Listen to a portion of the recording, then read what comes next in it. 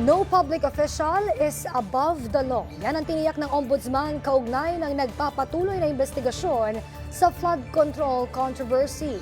Kung saan nga nahaharap na rin sa kasong malversation si Representative Edwin Garjola, si Juan Antonio nakatutok.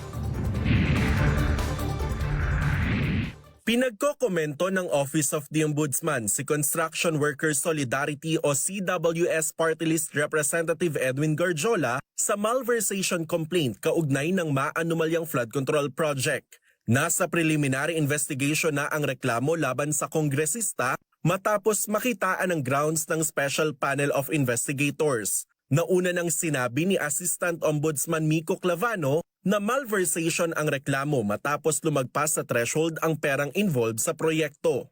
Representative Guardiola is facing a complaint for malversation of public funds under Article 217 of the Revised Penal Code as amended by Republic Act number 10951, a non-bailable offense since the amount involved is alleged to exceed 8.8 million pesos that the law sets for the penalty to reach reclusion perpetua. Tiniyak ng Ombudsman na patuloy na gugulong ang investigasyon sa maanumalyang proyekto ng gobyerno para maprotektahan ang buhay at ari-arian ng publiko.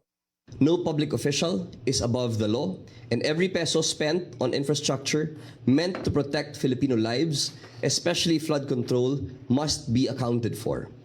Bukod kay Congressman Garjola, marami pang reklamo ang kasalukuyang iniimbestigahan na may kaugnayan sa maanumalyang flood control projects. Kabilang na ang mga reklamong graft laban sa ilan pang kongresista. Juan Antonio, IBC News.